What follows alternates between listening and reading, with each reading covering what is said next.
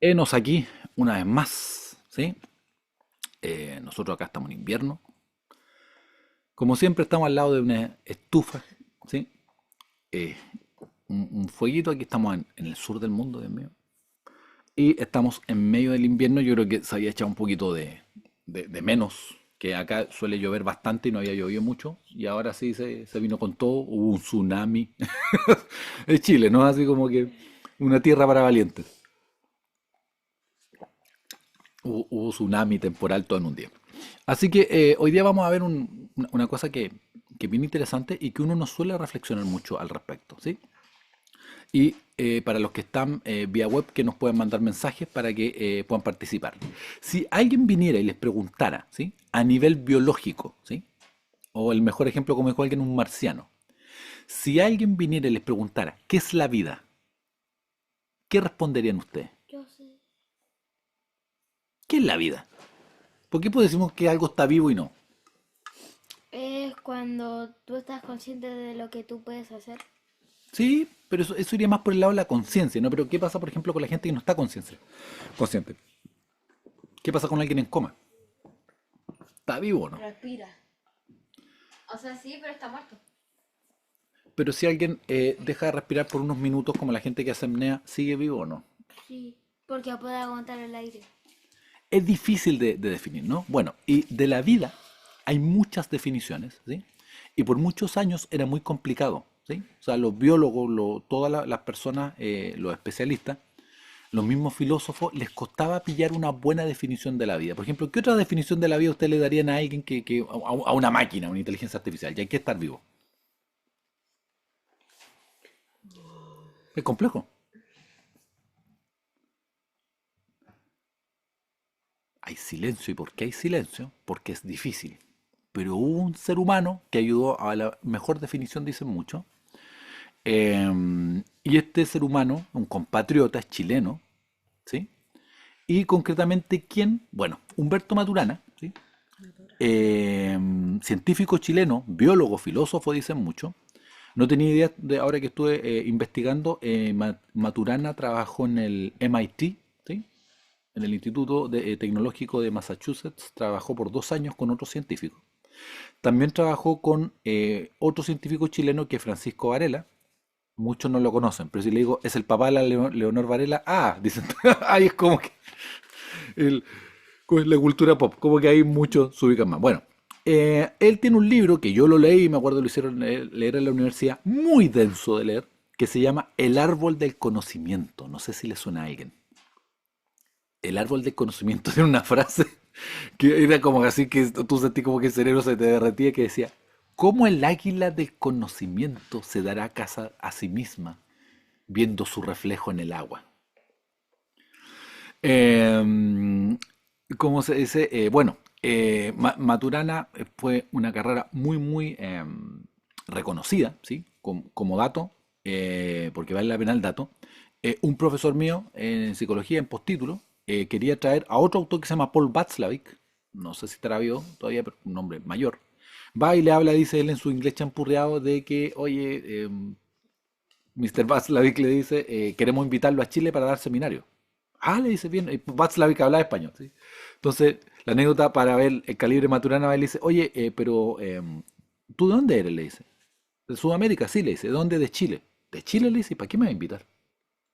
¿Cómo? Pues si ustedes tienen a Maturana, le dijo, ¿para qué me van a invitar a mí? Le digo, inviten al maestro, le digo, si yo no les voy a decir nada más, no les puedo aportar nada más que lo que él les pudiera hablar. Así que Maturana tuvo mucho trabajo, ¿sí? Un trabajo prolífico.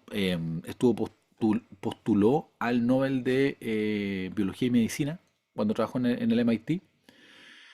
Ganó el Premio Nacional de Ciencia. No sé si estuvo en Cambridge, creo que también. Estuvo en Inglaterra sacando su doctorado en biología, ¿sí? Él había estudiado para ser médico y después giró al tema de la biología. ¿Y por qué es importante?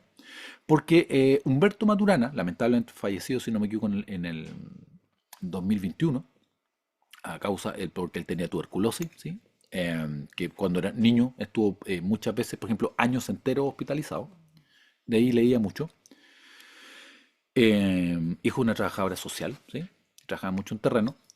Maturana llegó a la siguiente conclusión y al día de hoy, ¿sí? Y para que no me dejen mentir, hay un artículo en la BBC, BBC Mundo, que dice esto. Cuando falleció don Humberto, lo reconoció con esto. Dijo que la mejor definición de vida a nivel biológico es la que hizo él, creo que quizá con Varela, que es la siguiente. Él acuñó el término autopoiesis, ¿sí? Que la autopoiesis sería como la capacidad de creación que tienen los organismos vivos. Los organismos vivos crean sus propios componentes, ¿cierto? ¿Se entiende esa parte? ¿Sí? Entonces la zanahoria tiene sus propios componentes, el cachorro, el perrito, que acá hay uno dando vuelta, genera sus propios componentes, ¿sí? Si tiene nutrición, genera sus propios componentes. La vida biológica, según él, sería cuando todos los organismos vivos generan sus propios componentes. Y una vez que dejan de hacer eso, se mueren. Pareciera ser que es la mejor definición de vida a nivel biológico. Que los organismos vivos están vivos porque generan sus propios componentes y una vez para eso uno tiene la respiración, ¿cómo se dice? Oxidación y todos esos procesos. Y cuando dejas de hacerlo, estarías, ¿cómo se dice? El organismo estaría muerto. Es la mejor definición, dicen muchos, de vida. Y hoy día vamos a hablar de la vida, ¿sí? Y vamos a ver que en el texto griego, ¿sí? En el cual se escribe el Antiguo Testamento, ¿sí? Y hemos visto el Antiguo Testamento, o sea, corrijo, el Nuevo Testamento. El Nuevo Testamento hay que ver lo siguiente, el Nuevo Testamento, y eso también es un argumento a favor del texto bíblico, no es un relato mítico. Por ejemplo, la Ilíada, la Odisea son míticas, ¿no? Mientras iba navegando al borde del, como se dice, y amanecía el sol. Eso es como una epopeya, ¿no? La epopeya de Gilgamesh, todo eso tiene esos componentes que son más míticos. En los evangelios dice, en la fecha tanto, del rey tanto, en el lugar tanto. Si fuera un género, sería un documental. Es como que a 4 tipos le pasamos grabadoras, ¿sí? Eh, Uno eran discípulos, Lucas no, ¿sí? Que viene después, y hicieron un documental de las experiencias o de los relatos de otros. En ese relato aparece la palabra vida en el Nuevo Testamento, pero la palabra que no se traduce al español vida y que, como se dice, en otros idiomas también se traduce, por ejemplo en inglés se traduciría como life, es un tema lingüístico donde nosotros tenemos solo una palabra para vida, ¿sí? ¿Eh?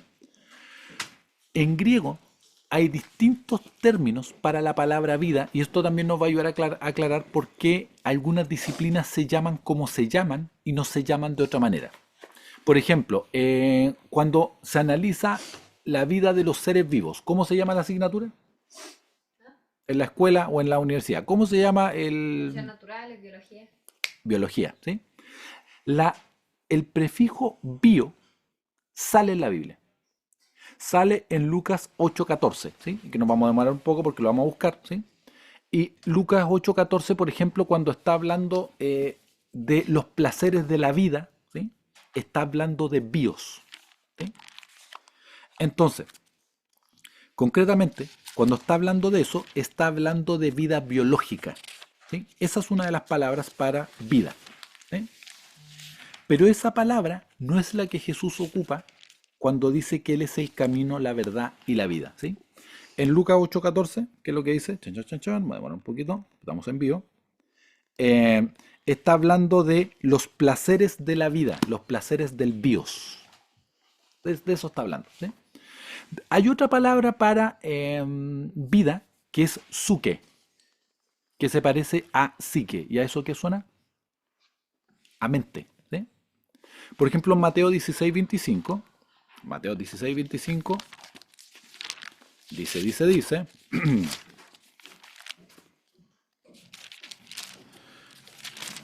en Mateo 16:25 está diciendo lo siguiente. Dice, 16:25.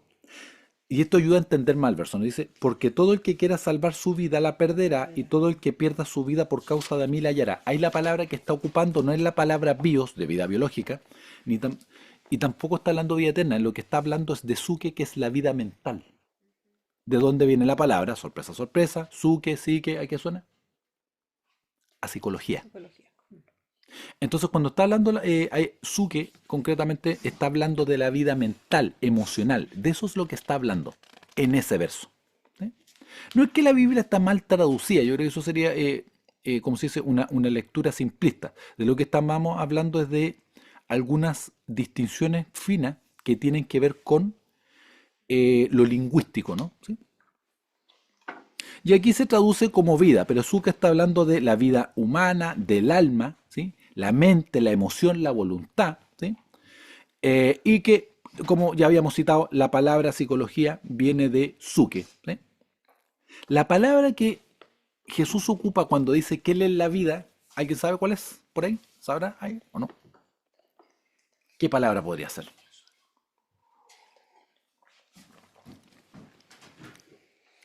Y hoy día vamos a entender por qué uno cuando va a visitar animalitos, ¿sí? Y muchas especies de vida, ¿cómo se llama el lugar? Zoológico. Uno va al zoológico, no al biológico. So, La palabra para vida que so, Jesús está hablando, bueno, dame 5. La palabra que está ocupando Jesús para sí mismo es Zoe, ¿sí? Que incluso en inglés se ocupa mucho como nombre y probablemente muchos van a asociar, Zoe, que hay algunas actrices que se llaman, ¿no? Eh, le dicen Zoe, ¿sí? so. No, no me acordaba, la hija de Lenny Kravitz Lenny Kravitz, se llama Zoe, so. ¿sí? Zoe, creo que le dicen. Alguna es Zoe solo o alguna le agregan una I, ¿sí? En griego se escribe la Z, un símbolo que parece una W, que sería la O en griego, y la E que se parece a una N, ¿sí? Ahora, ¿por qué un tema que es importante? Es un tema que es importante porque Jesús está hablando de sí mismo y él dice que él es la vida y dice que es ¿qué es Zoe? Zoe tiene que ver con los siguientes conceptos que son importantes. Zoe tiene que ver con vida, pero tiene que ver con vida eterna, tiene que ver con una vida plena y tiene que ver con la vida espiritual. Eso es Zoe, ¿sí? Es todo al mismo tiempo. Y cuando Jesús dice que Él es la vida y la vida eterna, por ejemplo, ¿dónde otra vez aparece Zoe en la Biblia? Se puede buscar, amor, Juan 1.4. ¿Sí? Juan 1:4 dice, y la palabra le dio vida a todo lo creado y su vida trajo luz a todos. Ya, cuando está hablando ahí en primera de Juan, ¿sí? Y la vida le dio luz a los hombres, Hablando cuando, comienza a hablar del verbo. sí, cuando le dice, yo he venido para que tengan vida y tengan en abundancia, está hablando de esa palabra, está hablando de Zoe. Porque es importante, porque Jesús no está hablando de lo biológico, ¿sí? Pero Jesús hizo sanidades, no está hablando de lo psicológico, siendo que Jesús escuchó a la gente y también ministró a las emociones de las personas como la samaritana, ¿no? Hacía resurrecciones, ¿sí? Lo biológico. En lo emocional, ¿sí? Restaurar a las personas, eso es psicológico, emocional, mental, ¿sí? Pero cuando está hablando de que Él es la vida, es que involucra todo eso y más. Porque Zoe incluye el concepto de palabra de vida, la vida eterna, ¿sí? Que trasciende lo físico, y está hablando de que cuando dice yo he venido para que tengan Zoe, ahí se entiende, y para que tengan Zoe en abundancia, ¿sí? Entonces, es importante para saber que uno tiene distintos tipos de vida. Biológicamente uno tiene que nutrirse, tomar agua, todas esas cosas básicas, ¿no? Como decía un autor, para ser buen humano, primero hay que ser buen animal. Dormir tu hora, ¿sí? Nutrirte, cosas de sentido común que ahora lamentablemente no son tan comunes, ¿sí? En la vida emocional nosotros ya tenemos el concepto como sociedades de la salud mental, ¿no? Sabemos que vivir sentado y encerrado todo el día difícilmente te vas a sentir bien, ¿sí? Que los trabajos que tienen aislamiento, que no tienen luz solar, el ánimo se decae porque somos humanos, ¿sí? Pero concretamente él está hablando de la vida que crece en nosotros, ¿sí?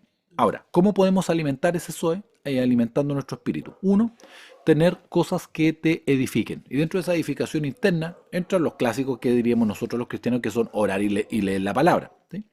Pero también tiene que ver con cuidarte en quizá privarte de un par de cositas que no te hacen bien, ¿sí? Y nosotros los humanos somos malos para privarnos, ¿sí? O alguna vez su plataforma de streaming le ha dicho, sabes que ya te tienes que ir a dormir. ¿Te ha dicho alguna vez o no? No, ya es hora de dormirse, está bueno ya. ¿Y no es que las plataformas tienen tu nombre? A mí la plataforma nunca me ha dicho, Carlos, debería ir a dormir tu hora. ¿Qué es lo que me pregunta la plataforma? Sigue viendo. ¿Sigues ahí? Para saber si soy adicto o no. Para eso pregunta. Para eso te pregunta. Entonces, hay algunas cosas que son básicas, pero es importante tener comunidad, nutrirte de cosas que te hagan bien, ahí cuidarte con los contenidos, y también apartar tiempo, ¿sí? Para poder nutrir tu espíritu. No porque el otro necesariamente sea malo, pero no te sirve, que eso es otra cosa, ¿sí? Si hay un ejemplo que se ocupa mucho en la escritura, sobre todo en las cartas de Pablo, mientras ladra a los perros, que estamos en América, pasa lo siguiente, pasa que habla mucho los deportes, ¿sí? Y los griegos, siendo bien libertinos en muchas cosas, comparado con nosotros, pasa lo siguiente, pasa que ellos se privaban de todo para poder ganar, ¿sí? Incluso corrían desnudos, no porque fueran stripteaseros ni exhibicionistas, sino era una muestra de que todos eran iguales y para que nada te estorbara, ¿sí? Por eso los Juegos Olímpicos eran los de Olimpia, pero no eran los únicos. Estaban los Juegos Frigios, Jónicos y de otros lugares. Entonces, ¿por qué un tema que es importante? Porque a veces vamos a tener que privarnos de un par de cosas para poder alimentar el Zoe, que es eterno, que vive en nosotros. Y cuando hablamos de vida eterna, la vida eterna parte acá. Esa es la visión de nosotros, ¿sí? Tenemos un cuerpo físico, pero parte ya. Y por eso dice que Jesús vino a darnos vida. Y esa vida hay que nutrirla, porque si no, se debilita, ¿sí? Entonces, la pregunta es, ¿qué hacemos para nutrir nuestro espíritu? ¿Sí? Probablemente también haya como unas prácticas como de repente tener silencio, que hay gente que le cuesta tener silencio, ¿sí? Hay gente como que se desespera. ¿Y por qué se desespera? Probablemente por varias cosas. Algunos se dan en la filosófica, que podría ser compatible, de que tienen miedo a quedarse con ellos mismos. Mira, yo no tengo mucho tema con el silencio. Creo que hasta es bueno y es saludable, ¿sí? Hay estudios que lo otra vez hicieron, yo lo había citado, de que gente entraba y le decían, usted va a estar 15 minutos en una sala o 20 minutos solo. Ya, po. Y unos minutitos antes de entrar le decía, oiga, pero hay un botón y usted se puede dar descarga eléctrica. ¿Usted lo haría? Pero qué estupidez, pues buen hombre, ¿cómo se le ocurre que yo voy a hacer eso? ¿Cómo me voy a andar electrocutando? Bueno, más de un 80%, creo que más de la mayoría, a los 5 minutos se pegaba una descarga. Y la interpretación que se le dio, o sea, la conclusión, es que los humanos estamos tan sobreestimulados, ¿sí? De que cuando no tenemos estimulación nos desesperamos. Y ahí lo que deberíamos hacer nosotros es empezar a poder entrenarnos para tener momentos de calma. Entonces hay una pregunta de que aparece yendo por partes. Uno, Jesús dice que es camino, ¿sí? Dice que es verdad, pero que es vida. Segundo, es de este tipo de vida que está hablando, ¿sí? Que queda por sobre, no la niega, lo biológico, y queda por sobre lo emocional, la conciencia, la mente y todas esas cosas, ¿sí? Que son bonitas y maravillosas, fantásticas, misteriosas, porque nos hacen humanos, ¿sí? Por ejemplo, la conciencia es un gran misterio. Lo habíamos conversado un poquito antes, ¿sí? Y hay un instituto, un congreso que todos los años investiga la conciencia y mientras más investiga se queda con más preguntas, ¿sí? Incluso hay un científico que perdió, hizo una apuesta con otro, porque le dijo que ya está, a este año ya estaría resuelto el misterio de la conciencia y todavía no se resuelve. El filósofo ganó. Porque un tema que es importante, mientras suena la sirena que dice que son las 12 del día, acá en este día domingo, costumbre muy chilena, ¿no? Creo, no sé si estará en otros lados. O sea, la compañía de bomberos toca la sirena en algunos lugares para decir que son las 12 del día, que es el mediodía del domingo. O nos está avisando otra cosa. Ah, no, se apagó. Si no, es un desastre. Corramos. No. Eh, Jesús viene a hablar de vida y es un tipo de vida que es una vida superior. Entonces, lo primero, uno, animarte a que si no tienes esta vida y no la conozcas, la puedas conocer, ¿sí? Te puedes contactar con nosotros o buscar otros recursos para explorar este tipo de vida que tiene que ver con la vida espiritual y que es una vida superior, ¿sí? Otra filosofía respetable lo que plantean es de que esto se resuelve dejando de ser tú. El planteamiento cristiano no es de dejar de ser tú. Otros la plantean solamente como un autoconocimiento. Y el autoconocimiento es bueno, pero no lo resuelve todo. Sino todas las personas que trabajan en trabajos con autoconocimiento no harían nada malo. Y eso no es cierto, ¿sí? A veces incluso son peores.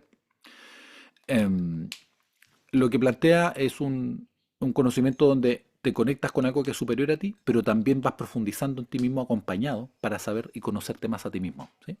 Por ejemplo, los apóstoles no sabían que eran apóstoles. Estaban en el rol que le había asignado la sociedad, el oficio de su padre, pero viene Jesús y le dice que son mucho más que eso. ¿Sí? Por eso le dice a Pedro que va a ser pescador de hombres. Y lo otro es poder alimentar esta vida y tener una vida espiritual en abundancia. ¿Sí? Los bienes no son malos, pero los bienes no son garantía de bienestar. Y eso está probado. Pasado cierto nivel de ingreso, es como que tu satisfacción se estanca. Y de ahí para arriba, lo que hace la satisfacción con la vida son otras cosas. Que ahora, por ejemplo, están incluso algunos de moda o mercantilizadas, por ejemplo, el propósito. ¿Sí? Y el propósito no es solo para mí, el propósito es para otras personas. Uno de los grandes problemas que tiene la autoayuda, que es una bolsa de gato, hay de todo ahí, pero es que está demasiado enfocado en uno mismo. Y me gusta un comediante que dice que la autoayuda no tiene sentido, la palabra. Porque si yo leí el libro, me ayudó el que escribió el libro. O sea, recibí ayuda de otra persona, por lo tanto no es autoayuda. Y si lo resolví solo, nadie me ayudó, solamente fue proactividad, por lo tanto dice que el término autoayuda no tiene sentido. Creo que tiene algo de... Hay bastante verdad ahí. Claro, si leíste te ayudó a alguien, te ayudó a alguien, no es autoayuda, ¿sí? Y si lo hiciste solo, no necesitas ayuda de nadie, por lo tanto al final la palabra no tendría sentido. Pero importante esto, Jesús vino para una vida que es eterna, algo que parte ahora, es una vida plena, es una vida que tiene que ver con la vida del Espíritu y es una vida en abundancia. ¿Sí? ¿Qué tan abundante estamos viviendo? ¿Sí? ¿Esa abundancia la verán otros? Digo, para los que ya estamos en este camino hace tiempo. Si no estoy viviendo eso, ¿por qué no lo estoy viviendo? ¿Sí? Hay gente que siente que se ha secado con el tiempo, ¿no? Que los afanes, la distracción, el entretenimiento, que en su justa medida no es malo, a veces nos absorbe tanto que nos saca de las cosas más importantes. Yo no sé si alguien agonizando dirá, oh, me habría gustado ver más capítulos de serie. No me acuerdo qué autor fue que dijo, nadie al final de sus días dice, me habría gustado estar más tiempo en la oficina, dijo. Al final de la vida como que hay perspectiva de las cosas que son realmente importantes. Así que, querido, y hay una persona, y esto es un tema que es interesante y con esto vamos a ir redondeando. Para cualquier persona, incluso por responsabilidad, debería examinar, no sé qué día te suena algo, mete un boche. Lo siguiente, dice, uno debería analizar el fenómeno de quién es Jesús, debería revisarlo, ¿sí? Y debería tener una conclusión. Porque hay registro, hay evidencia, y lo otro está el tema de que él dijo cosas de sí mismo que sería bueno clarificar si son tan así. Si nunca has escuchado del mensaje de Jesús, te animamos a que te acerques a un lugar saludable o te contactes con nosotros para saber más. Y para las que ya tenemos un camino recorrido, cierto kilometraje, ¿sí? Sería bueno ver, bueno, cómo anda esto y cómo nos hemos nutrido. Para que tengamos vida y vida en abundancia. ¿Sí? Vida en abundancia. Como dato, y un dato que es interesante, ustedes han escuchado estas frases como de motivadores, ¿no? Que dicen, el 10% de la vida es lo que te pasa y el 90% es cómo respondes a él. ¿Qué opinan ustedes de eso? ¿Es verdad o no? ¿Qué creen ustedes? Mientras hay todo el ruido ambiente posible. Típico, ¿no? ¿Será verdad eso, no? Bueno, los datos dicen que no es verdad. Da otra proporción, y esto está probado.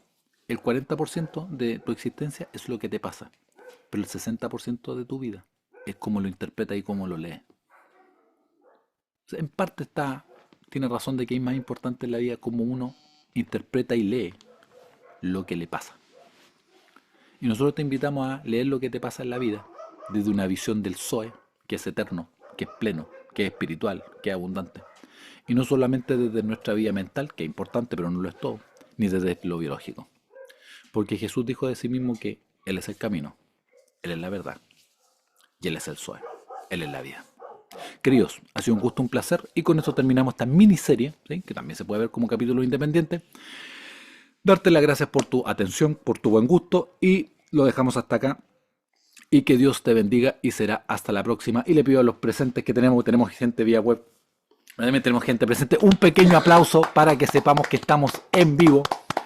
y será hasta la próxima. Que Dios los bendiga y nos vemos.